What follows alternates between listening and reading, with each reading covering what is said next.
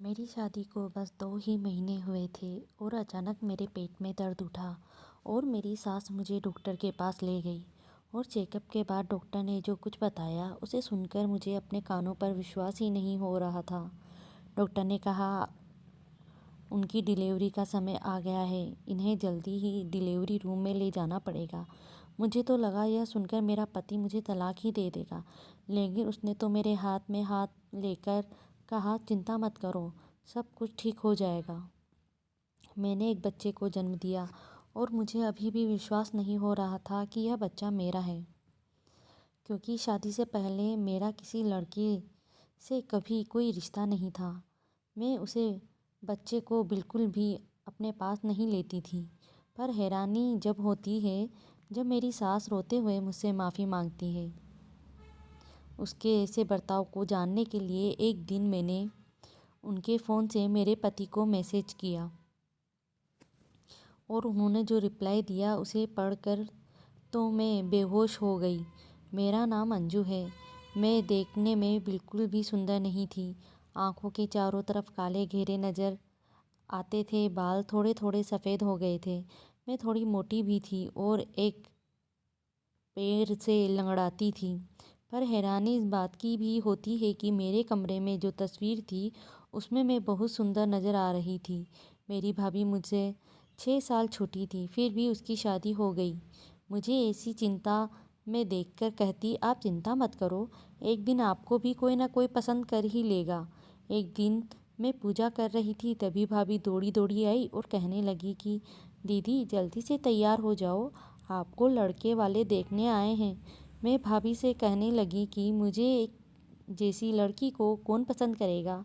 अगर आपने सच्चे दिल से भगवान से प्रार्थना की होगी तो यह लड़का आपको ज़रूर पसंद करेगा। हमने तैयार होकर हॉल में आई। वहाँ देखा कि लड़का और उसकी माँ बैठी हुई थी।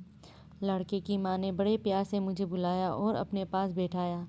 लड़की को देखकर लग रहा था जैसे मैंने उन्हें कहीं देखा है। मैं भगवान से प्रार्थना कर रही थी कि यह लोग मुझे पसंद कर लें। और उतने में लड़के की माँ बोली हमें लड़की पसंद है और अगर आप लोगों को कोई दिक्कत ना हो तो हम अभी अंगूठी पहनाना चाहते हैं। दोनों तरफ से हाँ हो गई और जल्दी से जल्दी शादी करने की तैयारी शुरू हो गई।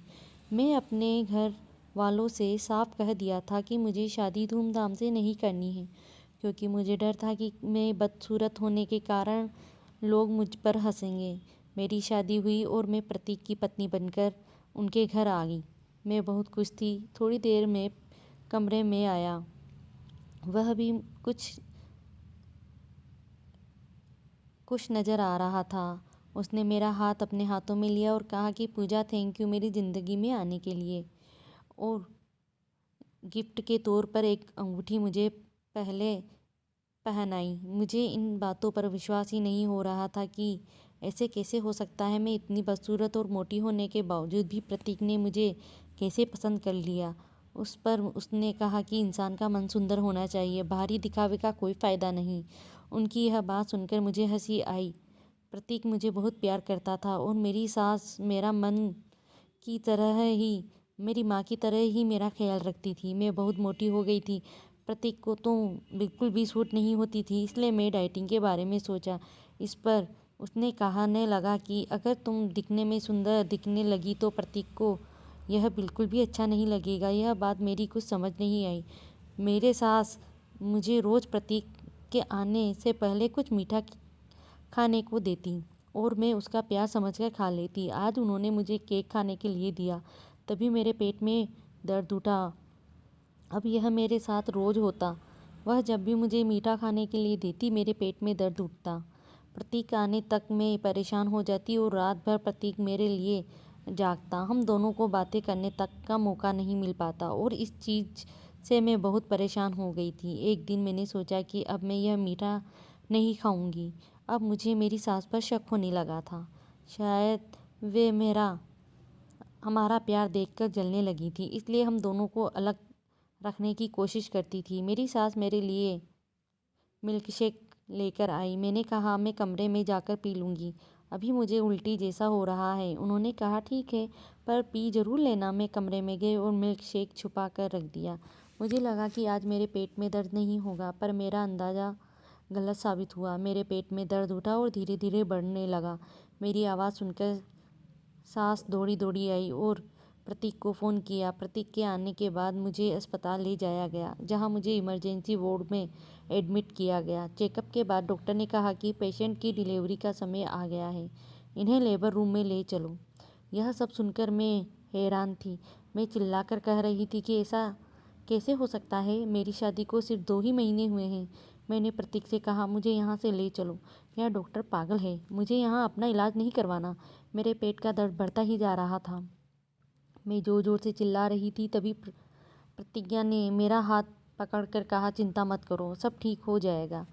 सभी लोग बाहर चले गए। मेरी डिलीवरी का समय पास आ गया था और 2 घंटे बाद मैंने एक बच्चे को जन्म दिया। मुझे विश्वास ही नहीं हो रहा था कि यह बच्चा मेरा है, पर मैंने अपनी आंखों से इस बच्चे को जन्म देते देखा था। मैं डर रही थी कि अब मेरे पति का सामना कैसे करूं। वह मुझे अब तलाक दे देगा, समाज में अब मेरी कोई इज्जत नहीं रहेगी। यह सब सोचकर मैं रोने लग गई। थोड़ी देर बाद मेरी सास और प्रतीक कमरे में आए। उन्होंने देखकर सब पता चल रहा था कि वह दोनों बहुत खुश हैं। मेरी सास ने उस बच्चे को मेरी गोद में रखा और कहा, यह लो, तुम्हारा बच्चा बैठा हुआ है तुम्हें और बिल्कुल तुम्हारी तरह दिखता है। मैंने मुंह फेरते हुए कहा, इस बच्चे को मेरे पास मत रखो, यह बच्चा मेरा नहीं है। मुझे घर घर लाया गया। मैंने साफ शब्दों में सास और प्रतीक से कह दिया था कि यह सब मेरे मायके में पता न चले। पापा को पता नहीं चलेगा तो पता नहीं वो क्या सोचेंगे मेरे बारे में। प्रतीक मेरा बहुत ख्याल रखता था। उसकी जगह अगर कोई और होता तो अब तक तलाक दे दिया होता। मेरी सास उसी बच्चे को संभालती, मैं तो उसकी तरफ देखती भी नहीं थी। प्रतीक ने उसका नाम आकाश रखा था।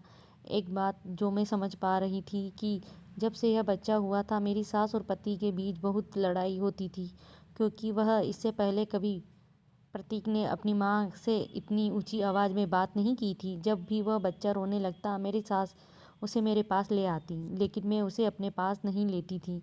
मेरी सास रोते हुए मुझसे कहती, मुझे माफ़ कर दो, और जब मैं उससे पूछती कि आप ऐसा क्यों कर रही हो, तो वह चुप हो जाती। एक दिन मैंने मेरी सास को प्रतीक से यह कहते हुए सुना कि बुढ़ापे में मुझे बच्चा नहीं संभालना, तुम्हारी बीवी से कहो कि इसे संभाले, नहीं तो तुम इस बच्चे के लिए दूसरी माँ ले आओ। प्रतीक गुस्से में कहने लगा कि माँ, यह सब तुम्हारी वजह से हुआ है। अगर तुमने यह सब नहीं किया होता तो आज यह सब नहीं हो रहा होता। और यह सुनकर मेरी सास रोने लगी। थोड़ी देर बाद प्रतीक मेरे कमरे में आया और मेरे रूप की प्रशंसा करने लगा। प्रतीक सही में मुझे बहुत प्यार करता था। बच्चों को जन्म देने के बाद सच में मैं बहुत सुंदर लगने लगी थी। मैं खुश थी कि लेकिन मुझे मेरी सास पर शक होने लगा था। मुझे लगने लगा था कि जो मेरी सास मुझे रोज़ मीठा खाने के लिए देती थी, उसी की वजह से मुझे यह बच्चा हुआ है, क्योंकि जब से यह बच्चा हुआ तब से उन्होंने मुझे मीठा देना बंद कर दिया था। प्रतीक ने अब बच्चा संभालने के लिए एक मेड रख ली थी। वह दिन भर बच्चों की देखभाल करती। एक दिन वह मुझसे बोली, दीदी, आपकी सास पागल है क्या? क्यों, क्या हुआ? जब आप सो रही थी तब वह आपके पैरों के पास बैठकर रो रही थी और आपसे माफ़ी मांग रही थी। यह सुनकर शांत हो गई, पर अब मेरा शक और भी ज़्यादा गहरा हो गया था।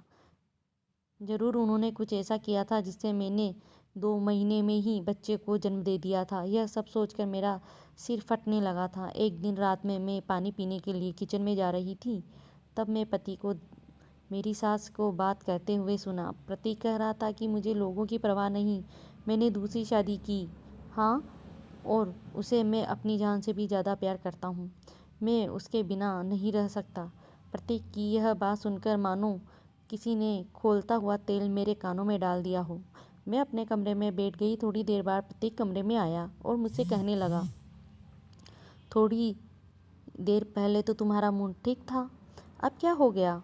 प्रतीक की दूसरी शादी की बात मुझे अंदर ही अंदर खाई जा रही थी, पर मैं चुप थी। मैंने प्रतीक से नींद की गोली मांगी। मैं गोली लेकर सो गई और मैं सुबह उठी तो प्रतीक ऑफिस के लिए जा चुका था और पता नहीं क्यों मेरा सर बहुत दर्द हो रहा था। सामने ही मुझे मेरी सास का मोबाइल पड़ा दिखा।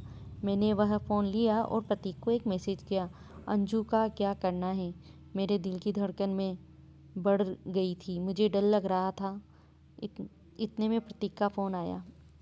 मेरे तो डर के मारे हाथ पैर कांपने लगे। मैंने बहुत हिम्मत करके फ़ोन उठाया। सामने से मेरे बिना कुछ बोले प्रतीक कहने लगा, माँ तुम अंजू के पीछे क्यों हाथ धोकर पड़ी हो? उसने तुम्हारा क्या बिगाड़ा है?